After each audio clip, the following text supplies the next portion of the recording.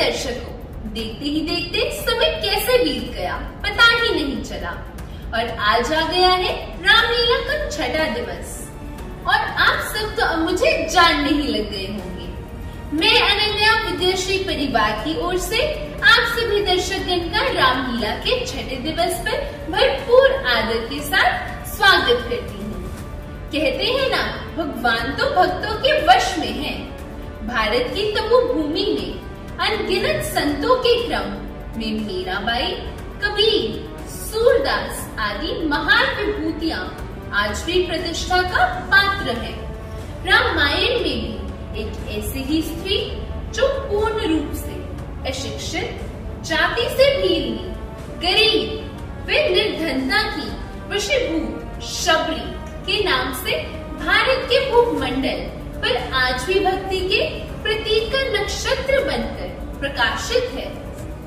हमें भक्त और भगवान का संबंध शबरी के प्रसंग से ही सीखने को मिलता है। सीता जी की खोज करते हुए जब प्रभु राम भक्ति राम शबरी के आश्रम में पहुँचे तो श्री राम को देखते ही शबरी आनंद विभोर हो गई और उनके नेत्रों से अश्रुधारा बहने लगी।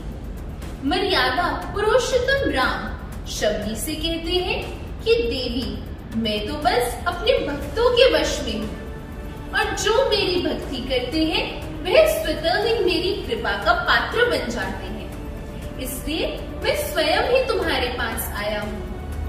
इसी कारण कहा जाता है कि मिलना होकर उस प्रीतम से तो खोलो सारे मन के द्वार। मिलना होकर उस प्रीतम से तो खोलो सारे मन के द्वार।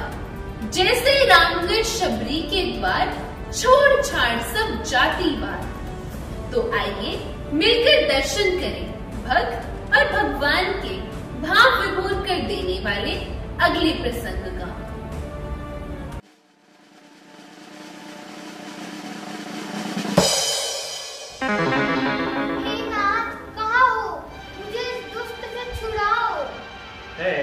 यह रोने की आवाज कहाँ से आई? हे गिद्धराज, मेरी रक्षा करो, मुझे इस दुष्ट से छुड़ाओ। यह तो जनकसुता है। अरे रावण, तू इसे क्यों सता रहा है?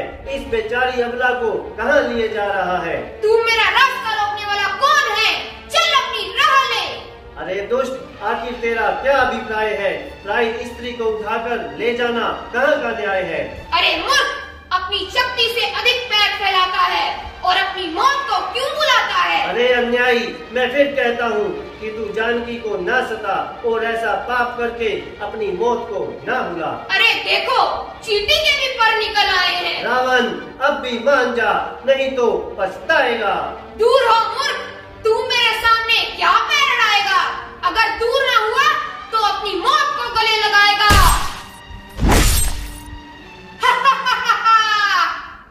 सीते, सीते, तुम कहाँ हो? माते, माते, आप कहाँ हैं? सीते, तुम कहाँ हो? माते, आप कहाँ हैं? देखो लक्ष्मण, जानकी आश्रम में कहीं नहीं है। मैंने तुम्हें कहा था कि किसी भी हाल में जानकी को अकेला ना छोड़ना। भ्राताश्री, आपके चले जाने के बाद माताश्री ने मुझे इतने कठोर वचन कहे कि मैं वहाँ ठहर ही नहीं पाया। माताश्री ने मुझे आपकी सहायता करने के लिए विवश कर दिया। अब हम जानकी को कैसे ढूंढेंगे? सीते, सीते, सीते, सीते, तुम कहाँ हो? माते, माते, आप कहाँ हैं? राम, राम, राम। लक्ष्मण, यह आवाज सुनी तुमने? हाँ भैया, किसी ने राम नाम की रट लगाई है और इन रथ की बूंदों से ऐसा प्रतीत होता है कि यहाँ कोई हुई लड़ाई है। लक्ष्मण, तो चलो चलकर देखते हैं। हाँ भैया। राम, राम, राम, राम, राम, राम, राम, राम। ये गिद्धराज, आपकी ये दशा किसने बनाई है? क्या बताऊं महाराज, आज मैं जब भ्रमण कर रहा था तो मुझे सीता माँ की रोने की आवाज आई। दुष्ट रावण जानकी को बलपूर्वक ले जा रहा था। मैंने उस निर्दयी को बहुत समझाया, परंतु उस अभिमानी की समझ में कुछ भी न आया।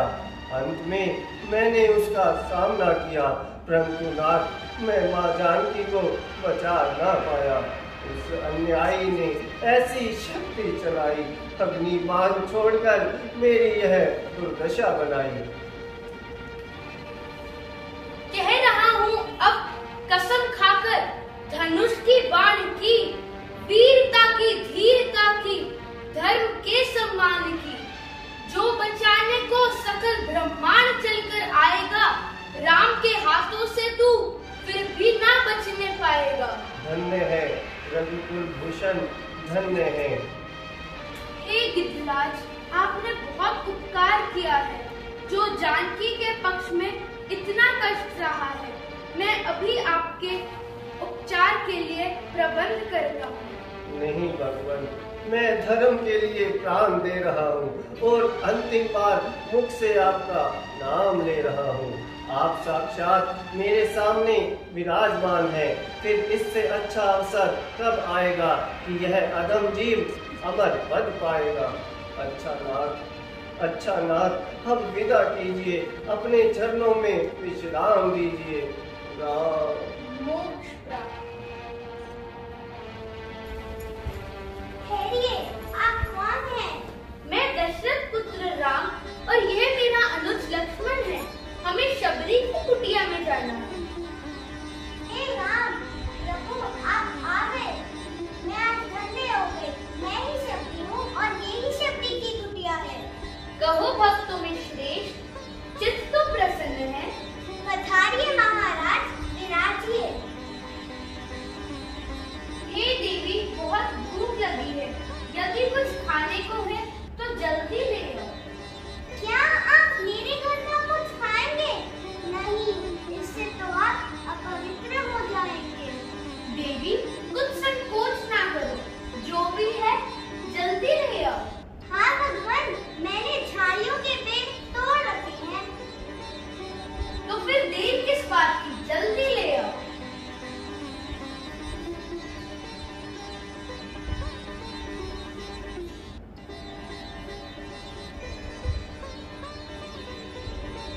लीजिए प्रभु।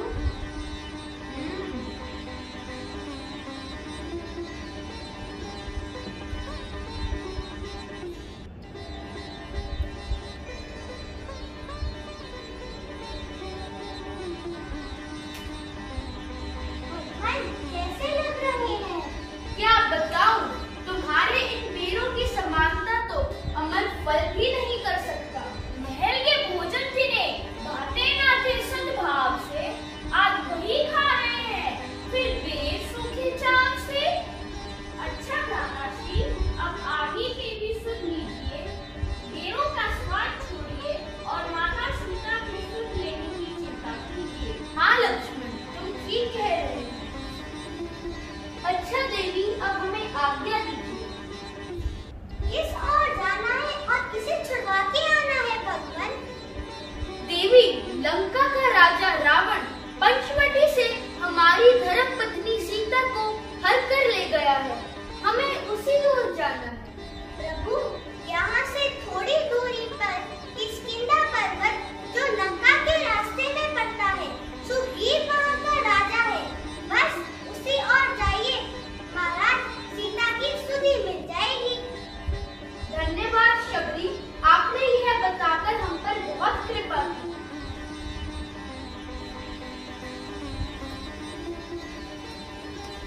सुग्रीव को खबर मिलती है कि जंगल में दो मनुष्य मुनि कुमार की वेशभूषा में घूम रहे हैं।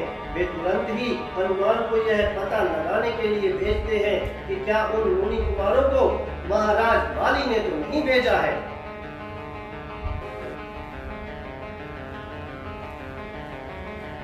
कौन महाराज का थोड़ा ठिकाना, किस ओर है जाना, इस बात से हुआ है कष्ट उठाना और घर छोड़कर यहाँ आना। क्या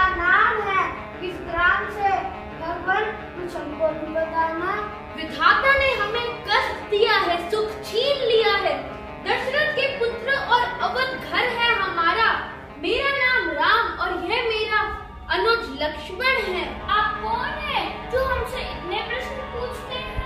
पवन नंदिनी सूत प्रभु, हनुमान है नाम। वानर जाति है मेरी, किष्किंधा है धाम। आप अब किसी प्रकार की चिंता ना कीजिए और किष्किंधा पर्वत पर चलकर महाराज सुग्रीव को दर्शन दीजिए। जैसी तुम्हारी इच्छा। राम का परिचय मिलते ही हनुमान अपने वास्तविक रूप में आते हैं। जय श्री राम। प्रभु, आप मेरे कंधों पर विराजमान हो जाइए, मैं आपको महाराज सुग्रीव के पास ले चलता हूँ।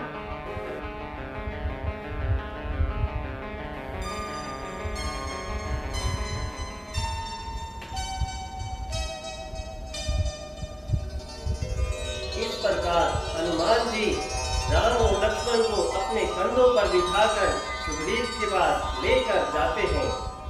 ऐसे भक्त कहाँ कहाँ जग में ऐसे भगवान, कांधे पर दो वीर बिठा कर चले वीर हनुमान।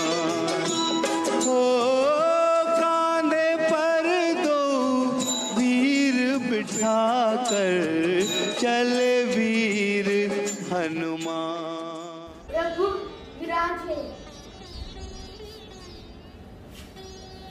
प्रणाम प्रणाम, पधारिए। प्रभु, यह किष्किंधा मेरा सुग्रीव है। सबसे दुष्ट भाई बाली के हाथों बड़ा कष्ट पा रहे हैं और नगर को छोड़कर इस पर्वत पर अपना जीवन बिता रहे हैं। हे पवन पुत्र हनुमान, मुझसे भी तो इनका परिचय करवाइए। महाराज, यह है दोनों अयोध्या नरेश महाराज दशरथ के पुत्र राम और लक्ष्मण हैं। प्रणाम भगवान, कहो किस प्रकार आगमन हुआ? लंका का राजा रावण मेरी धर्म पत्नी सीता को हर कर ले गया है और मुझे कष्ट दे गया है। हाँ प्रभु, एक दिन हम इसी पर्वत पर बैठे हुए थे और एक विमान आकाश से उड़ा जा रहा था और उसमें एक दुखी स्त्री विलाप करती हुई अपने सारे आभूषण नीचे गिरा रही थी, तो हमने कुछ आभूषण अपने पास रख लिए। क्या आप मुझे उनमें से कुछ आभूषण दिखा सकते हैं? अवश्य प्रभु।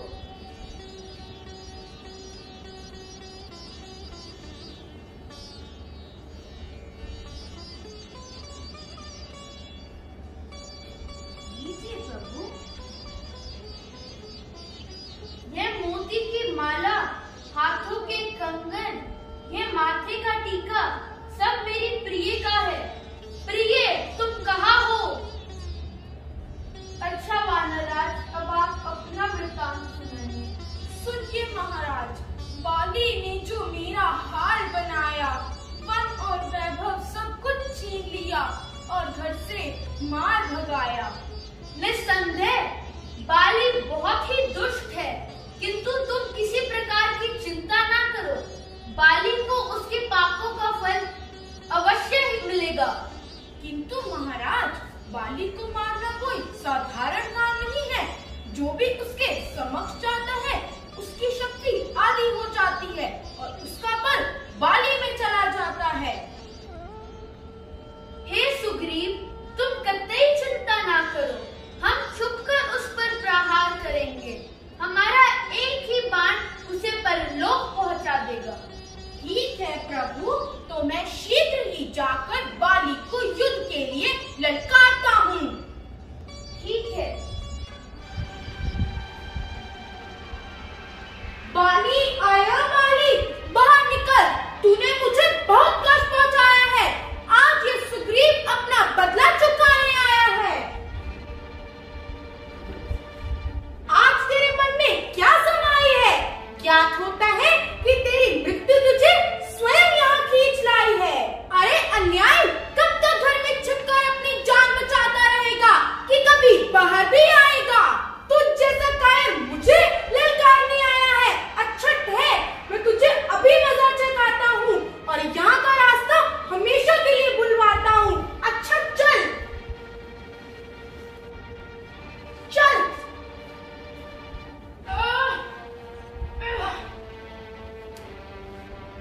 किससे मारूं?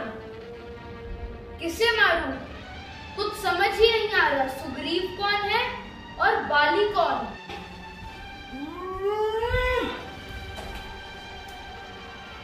ओ कायर, कुबुद्धि, अभी भी लाज नहीं आई? आखिर भागकर ही अपनी जान बचाई। सुग्रीव? आखिर वही हुआ जिसका मुझे भय था। क्या करूं मित्र, तुम दोनों भाइयों की सूरत इतनी मिलती है कि मुझे पता ही नहीं चला कि कौन सुग्रीव है और कौन बाली। वह तो ठीक है, परंतु आज मैं भागकर अपने प्राण न बचाता तो आज तो मैं प्रलोक ही पहुंच जाता। लक्ष्मण?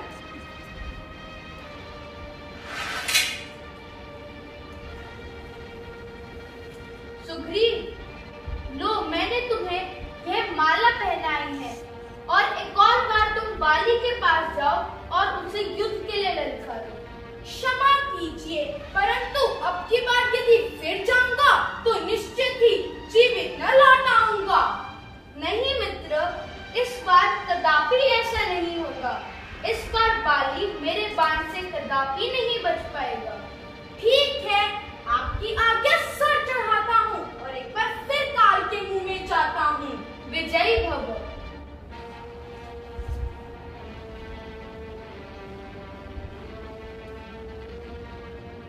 बाली, अया बाली, बाहर निकल। आज मैं तुझे कदापि जीवित नहीं छोड़ूंगा। आज मैं तेरे अभिमानी सिर को अपने हाथों से तोड़ूंगा। अरे तू फिर आ गया कायर। अरे दुष्ट, क्या तुझे डूब मरने के लिए चुल्लू पर पानी भी नहीं मिलता जो बार बार मेरे सामने चला आता है? अच्छा ठहर, आज ये झगड़ा सारा मिटाना है। सदा के वास्ते अपने बैर का बदला चुकाना है। सदा के वास्ते बच निकल भागा था उस दिन। छल कपट और घात से आज बचने न पाएगा। तू हटिस मेरे हाथ से।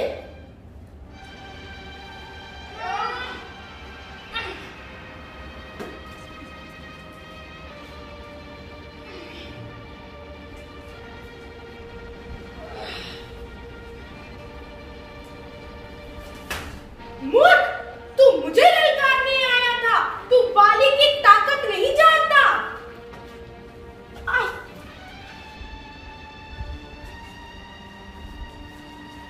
धोखा, हाय किस पापी ने ये चालाकी मेरे साथ की।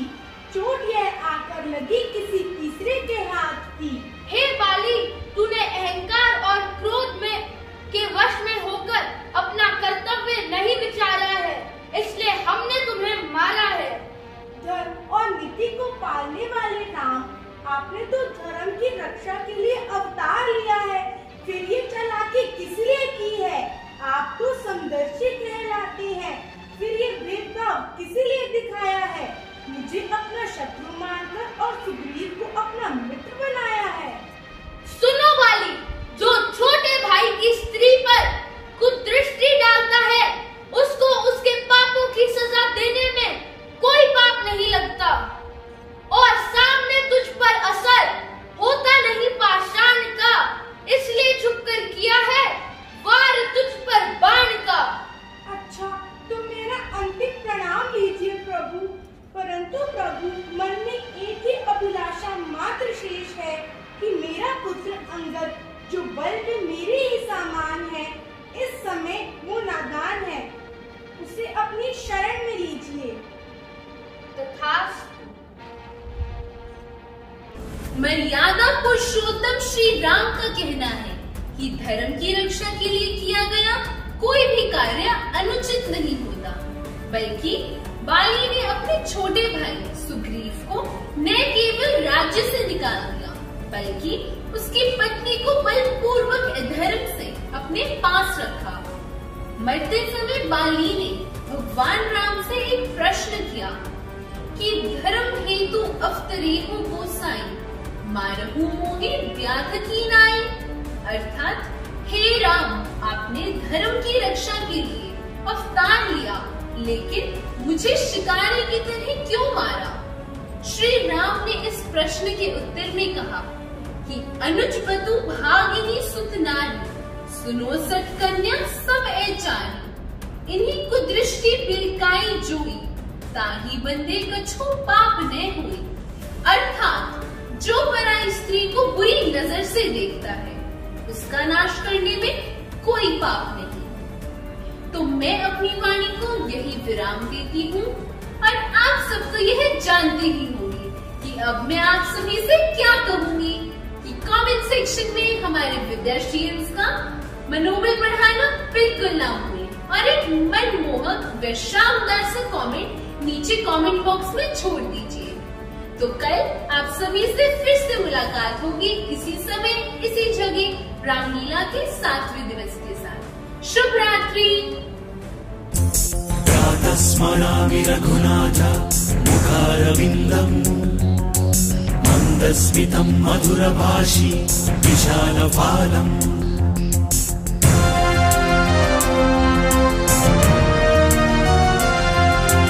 कर्णावलिं विचलकुण्डल शोभिकण्डभागम् कर्णां तद्गनयनं नयनाभिरामम्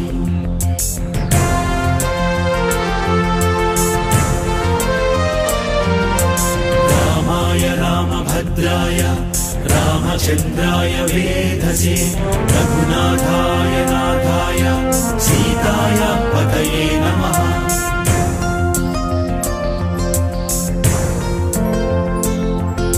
चरितं रघुनाथस्य शतकोटि प्रविस्तरम् एकैकमक्षरं प्रोक्तं महापातकनाशनम्।